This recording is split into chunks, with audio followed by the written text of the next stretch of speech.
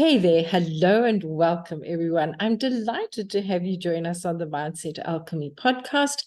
And I'm also delighted to introduce Maya Jane to you. Now, the reason I'm smiling so much is because I add the name Jane to all my female friends. So when I said to Maya, "What is your second name?" and she said Jane, I went, that is just amazing and incredible. For those of you who know, my name actually means Jane in French. So you have today Maya Jane and Janine, aka Jane. Maya, so welcome. I'm delighted to have you here today. Thank you for having me here with you. I appreciate it. Now, people, this is wonderful. Maya's sitting in Spain and I'm sitting in South Africa. And I just love how technology goes. Maya, please introduce yourself to our wonderful and incredible audience. Sure. So I go online as a coach. I also am referred to as a spiritual healer because I do have an approach to coaching that brings all of it together. I think that the four bodies, being the physical, the mental and emotional and spiritual or energetic body, all work in tandem together. And so we cannot dissociate or separate them when we are trying to resolve some problem that's coming up. So you can say empowerment coach, healing coach, spiritual coach, wellness coach, whatever type of coaching floats your boat. Essentially, I just help people. I love that. I love that. That is just so beautiful. In your definition, what is the difference between a healer and a coach? Essentially, it depends on the approach of the person. The label is just a label, and each person has an attachment to what that word or the resonance of the word means. It's a coach is, let's say, more widely accepted when we think of a fitness coach, for example, to help with musculature or endurance. Mm. Um, with regards to healing, the healing space is more will resonate for people who understand that there is more than what meets the eye. Mm. There is our will, the things that we can do and we can change, and also the connection with something that is beyond what we can see. And understanding that all of it together intertwines into creating the reality that we live every day. And so when I take on more of a hat of a healer, it's more helping someone kind of detach from their attachment to the story. So the ego stories, the human and what the human is here to do, and more the seeker of truth that is here to connect to what is their highest path. So it's not exactly all the same. We have wants and desires, and some of us want to bring those desires into reality without actually looking at the underlying attachments or stories that we have with those things that we desire. That is So beautiful. I love how you have put that. That to me is just so incredible the way you've put it. People, I met Maya on Instagram. I put a post up about frequency and vibration, and for some reason I changed it. Maya, what caught your attention with that post? it was mostly when we were in private messages, and we were exchanging some voice notes, which is absolutely lovely because then we can actually hear and feel the resonance of the other person rather than read it, right, in our mind's eye. And so during the conversation that we had, or the exchange that we were having, you had corrected in the conversation, you had said vibration, and then you said no, frequency. So vibration, everything has a vibrational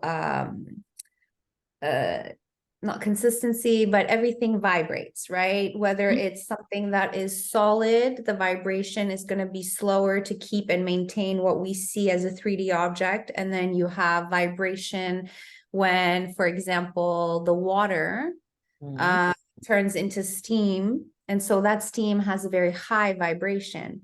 So everything has vibration. Our words have vibrations, right? Our thoughts have vibrations, but frequency is, it's something on a much bigger scale. Mm-hmm. The frequency is what we ride on a day-to-day with the energy of the earth, the energy of what's going on in our world, what it is that we want. And so our conversation had led us to understand, and that's where I really connected with you, is you're feeling out what you were saying, and you corrected the word because it was more specific, right? And that's what it was our connection on a same frequency.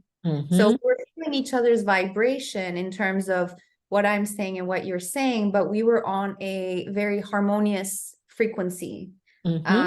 So I think that's the beauty of the internet, because it can connect us on a whole different level with different people that are on different frequencies, right? That's it. Each person, to me, it's just so incredible how they work together. Part of that, what I was so intrigued about, is when you shared with me how you were studying cognitive neuroscience. What attracted you to this quite in-depth subject? I've always had a knack and an interest for psychology. And so when I started my studies, I realized that we cannot just understand the human through theories and behavioral patterns that have been kind of categorized to help us see and understand people's energetic blueprint, because ultimately that's what it is. But the aspect of it that made me go into more specifically cognitive neuroscience stream is the fact that there is always a link to the physical body, because no matter what we do in order to increase our vibration, right, on an energetic level, or we try to ascend, or individuals will refer to it as connecting to the astrals through meditation, yoga, everything comes back to the physical body. So the interest for me was, with my life's work and understanding of energetics and how everything intertwines and functions, the piece that I really was interested in diving into was the physical part of it and how to connect all of them. And we see in psychology, there have been a lot of great theories elaborated, and the ones that, for example, Carl Jung, who has become again popular in mainstream media, he was considered a little bit woo-woo because he believed in energetics and the spiritual realm being something that cannot be dissociated from the human's life. And we are having more and more of an understanding. We're going back to this because we cannot separate all of these things. They are interconnected. Whether spirituality actually takes the form of religion or sorry, Siri's listening to me. Whether you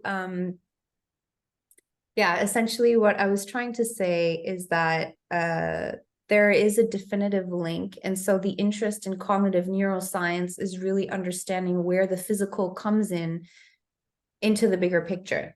So creativity, what aspects or parts of the brains are being engaged in what moments in our day-to-day.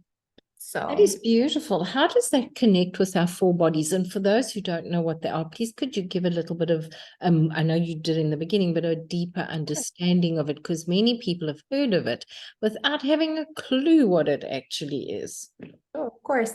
So we are born in the physical body. We're born and we start crying. We feel emotions. So we have the emotional body. And as we start to grow and develop, we start to develop further our mental body. So the different processes in the brain that happen of cognition in order to help us create behaviors or a way that we perceive the world, and we're going to navigate through the world when we start to obtain language and the capacity to start to communicate to those that are taking care of us. So there's the three bodies, so the physical, the emotional realm that we tie to the heart, and as well, I would say the gut, because intuition, and the mental. And then there's also the energetic body being our aura, if you will. Sometimes you meet someone and you feel, wow, they're so charismatic. That's the energetic body that you're picking up on. It's not necessarily, well, as they speak as well, right?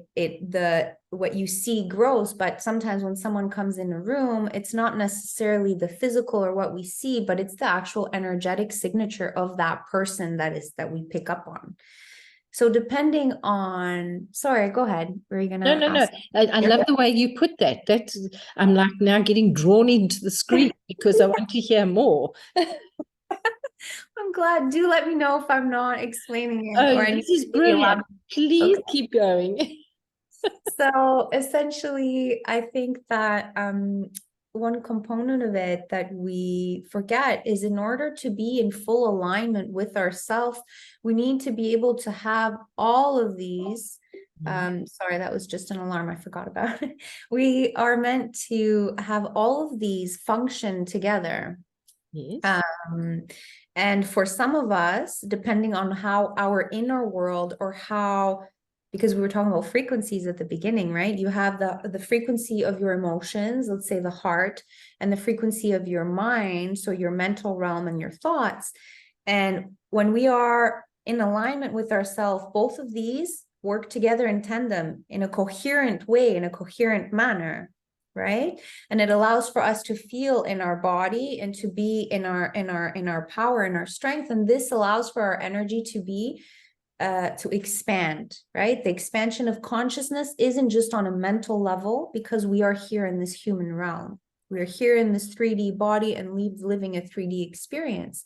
So when we are able to have a coherent way of functioning, so we are always looking inwards, not looking outwards and externalizing or blaming or judging, but we're looking inwards to try and understand our internal realm. This is when we are able to expand. Our energetic body expands. We feel like there are things and places and conversations that feel constricting. We need to be able to expand. So this is where alignment is. And I think the importance of understanding that, because a lot of people talk about manifestation. And yes, you can use affirmations and mantras and all the tools that we use in today's, spiritual trending. But it's important for us to understand the actual functioning of all of that, because our energetic field is what allows things to magnetize. It's an electromagnetic field that pulls in different things. Like I wanted to connect with someone on these things, and somehow we connected, right? We pulled into each other's world. So it's important, I think, for people to expand their understanding when we talk about manifestation. That is so true, because there is a thought pattern out there that you just say, I want it, and it's going to fall in your lap without anything happening. What are your feelings around that?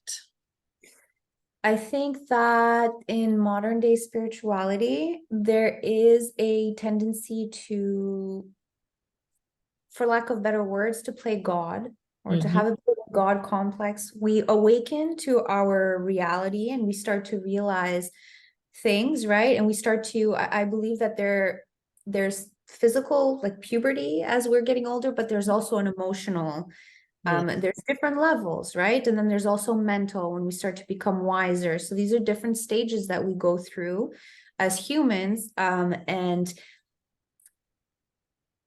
with understanding on an emotional level and expanding ourselves, we say, like I was living so unconsciously before. Now I'm conscious and I see And then where we lose that is where we start to look at other people and see, oh, that person is not conscious. Or, right, we start to project outwards different judgment. And that actually takes us out of that consciousness of every human is living a different experience. You have zero idea if you were in that person's shoes, if you would be where they are at. You don't know if that person is where they are at because it's leading them to something else in their life, right? And so we lose that aspect and we start to lose our humility, and being humble is very important because we are here.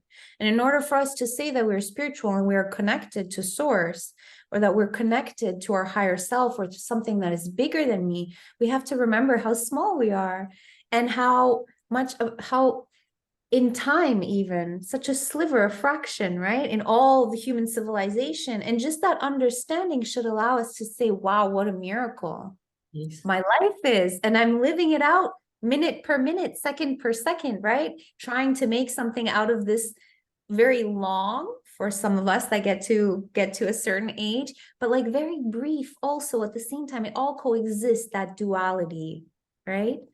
And so I might be moving away from what you had asked me originally. Oh, I think it's brilliant. It answers it wonderfully. It basically takes us out of alignment with where we're choosing to go.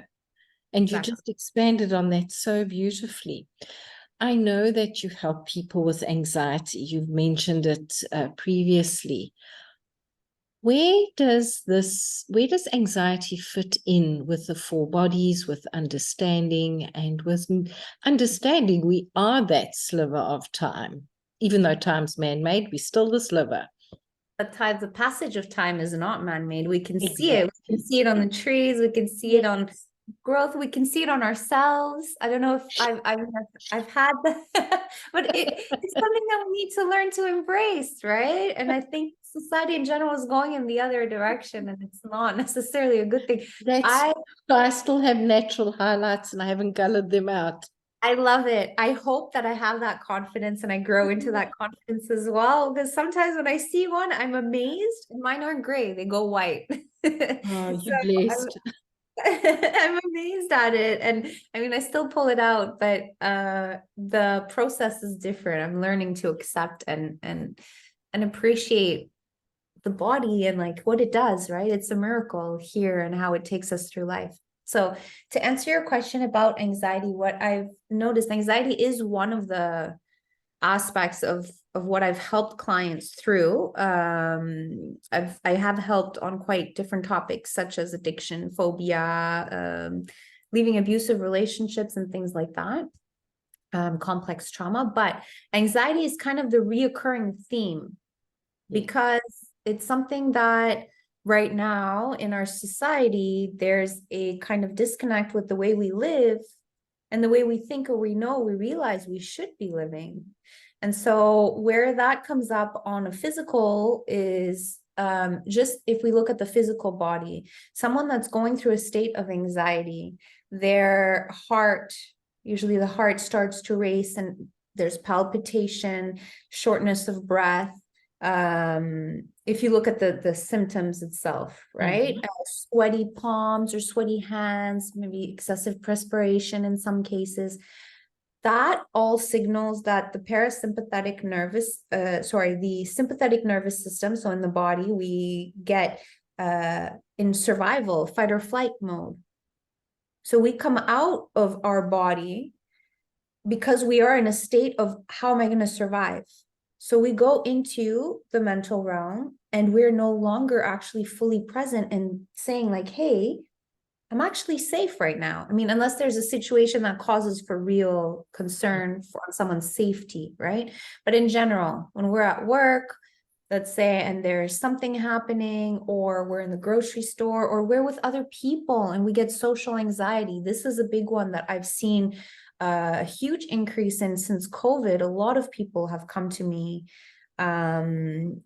with this social anxiety now that's coming up and creeping up, and people don't know how. But when we connect with others, whether you're an introvert or an extrovert, it's an exchange of energy, and it should be a moment of beauty and awe where you learn from someone else And you can see a part of yourself in the other person, because this is how we reflect. And if you have self-love, then having an exchange with another human, and if you have love for others and compassion, this is the moment where, right, you should be able to connect with someone else.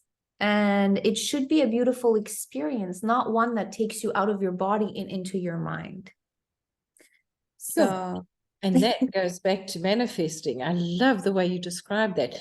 What I saw, the visual I saw, so please correct me if I've gone off track, is because we're looking to survive, we are going into our mind, into our thinking brain, our thinking part of ourselves, so that we can think what is the best way to get away from the saber-toothed tiger. And that events of the past 3 years have actually exacerbated this in people, that people are running away from that particular saber-toothed tiger. Is that, I just had such a visual of it, that going from our heart into our head so we can run away. yeah. And the irony is there's 3 parts to the brain. There's the primitive part that allows us to just stand and function. And then there's the emotional part of the brain. And then in the front is the, this is the image usually. So the prefrontal cortex, where we do long-term planning. When we are in a state of fight or flight, our logical mind is offline. Yes. Right? So our logical mind, it's called flipping the lid. Our logical mind goes offline. We don't think long-term, because now we're thinking about how to survive this one moment. And we stay stuck in this emotional brain, which is actually the part where we won't be able to rationalize so easily what's going on. And we're going to sitting in the part where there's memories, right? So where fear exists as well in this area. And so we kind of sit in this part. But the irony of it is, we sit in this part in the mind, but we can no longer sense and feel in the body, because now our system has activated and allow for chemicals to be released of stress. So when you feel the stress, you've disconnected now. You can't connect to your intuition, to your, right, that little tug in the stomach, because you're in a state almost like of extreme high alert, but fear. Yes. So it makes it very hard, because now all the bodies are going off in different directions. We can't connect with our emotions and understand what we need to do. And it does tie back to manifestation when we go into our fear-based, so the emotional part of the brain. We're not in a state where we're able to imagine and feel bigger things. We're sitting in fear of lack, fear of not being able to get what we want, fear, all these different stories that we have that our ego attaches to. Right? Wow. That is so powerful. And in my practice, I've seen that is where people they find it very difficult to shift their story. They go back to a lower vibration and they're unable to connect with the frequency of what it is they're truly desiring. And you've just explained that so beautifully. Thank you so much. If you had to offer our audience just one tool to get out of that little inner primitive brain back into their body by putting the brain back online, what could that be? It's really practicing mindfulness. So the first thing, which is kind of, it seems so simple. Everyone's like, yes, but Maya, I know it's, I do that already. I'm conscious that I'm starting to feel overwhelmed and all these things. And then, okay, but then, so for example, I recently had someone who was trying to overcome shyness. So anxiety comes in, right? Because that's what blocks her from being able to communicate with others. And so I said, I know it seems counterintuitive because you just want to reach out, but go within. Yes. Pay attention to what symptoms are coming up and then slow it down, right? You slow it down, you take a breath, you have to stop judging yourself, stop judging others, stop judging the situation. It's just a fraction in time and it's going to pass and nobody's going to really remember all the details. We're going to be left with is the feeling and emotions. And if you yourself are in a state of panic and fear, then that's the emotions you're going to be left with. You're not connecting with someone else. You're not letting energy flow between you and another person. So you need to have it first flow through your own body, right?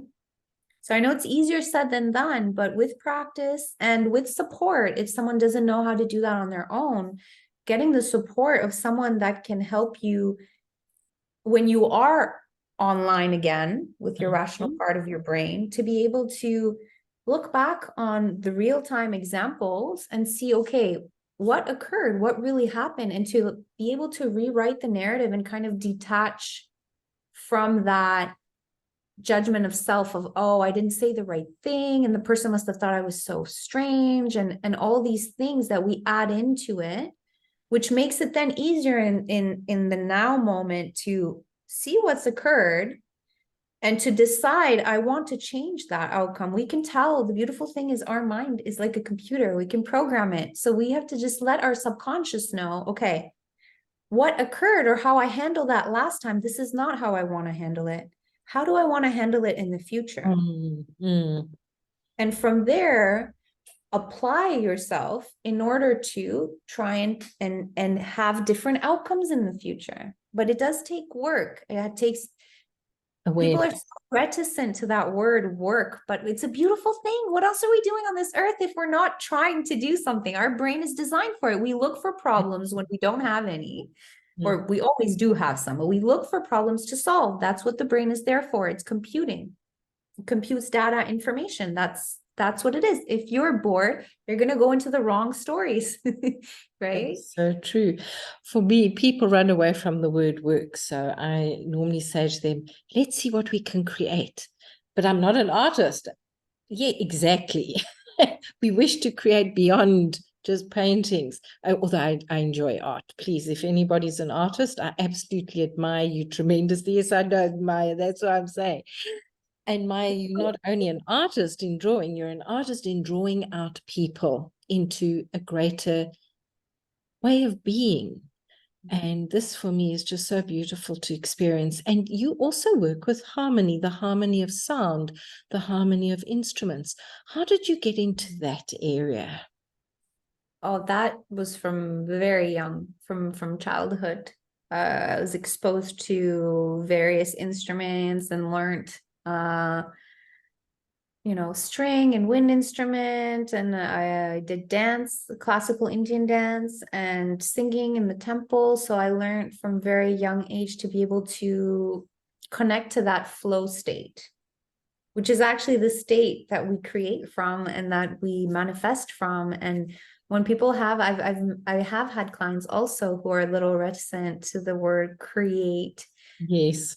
We are here to co-create with the universe. We're here to design our life, or to choose and what's our story? What's the narrative? What is it that I want, right? What is it that I want to be remembered for? What do I want to leave behind? Or we're here to create. Like, that's inevitable. If you look at the creation of life and the need for some to reproduce, for example, or not even reproduce, but create projects, or right, and I think when people disconnect from that, from being in creation and using their creativity,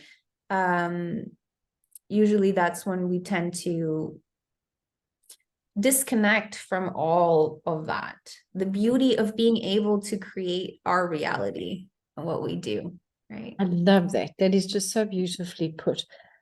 I often find people will create constriction rather than expansion, and when they become aware of it, it does take time for them to get out of that. So I love what you're doing because it helps people. I love what I'm doing too. The bottom line, though, is I find some people are very resistant to leaving history behind them, and they keep dragging it along behind them.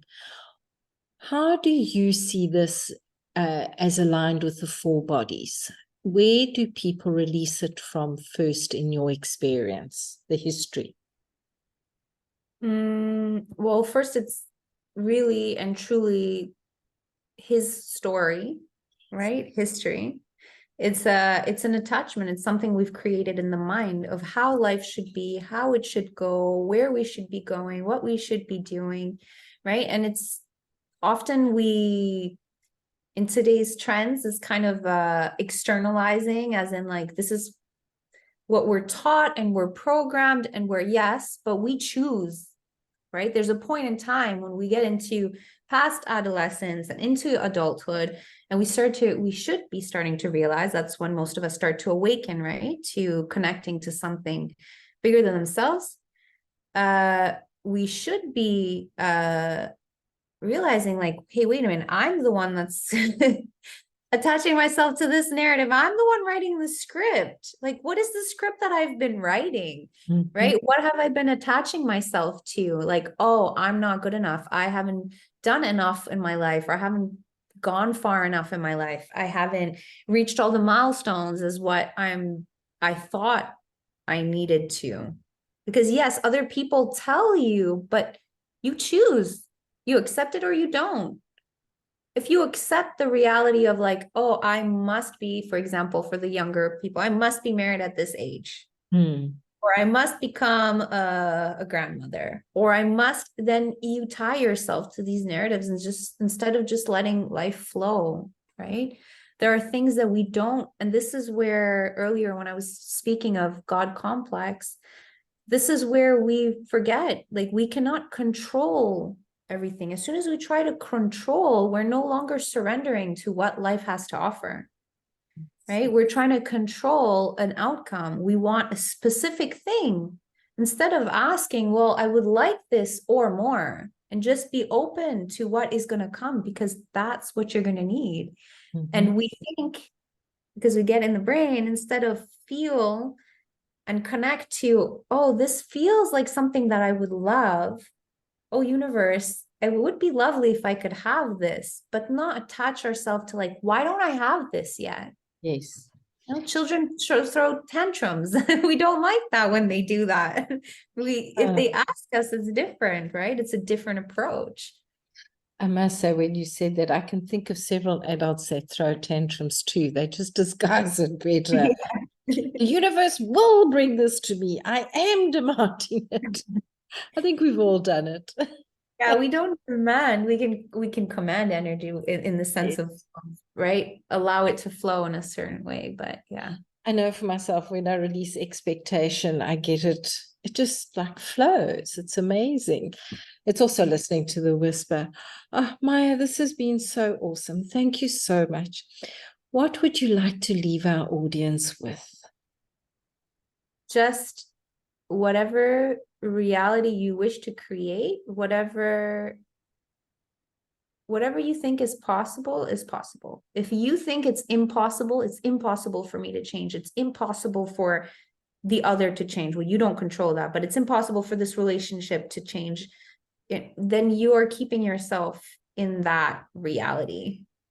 So it's either I'm possible or impossible. And it's really entirely up to you. No one else. You have full reign. And if you say that something is not possible, then you've already set that, and it's already said and done. And you've solidified that reality for yourself. I think if people understand and are curious about what this conversation has been about, trying to understand the quantum field, quantum physics, it's a little complicated, but work with people that understand it. They're able to guide you into a better version of yourself. We're told that we need more material things and we need to hoard more money, but really and truly, we just need to feel happy, because $1 for one person compared to $1 for another is completely different. It's all about mindset, how we feel, right? This is our day-to-day life. So maybe revisit that. That is beautiful. Thank you very, very much. I so appreciate you, people. I will put Maya's details in the show notes. Come and find her on Instagram, connect with her, and learn from her wisdom. Myself, you'll find me on all the platforms. And Maya, I am so grateful you decided to ask me what I meant by that day, because it has been a blessing connecting with you. So from my heart to your heart, thank you so much. Bye-bye, everyone. Bye-bye.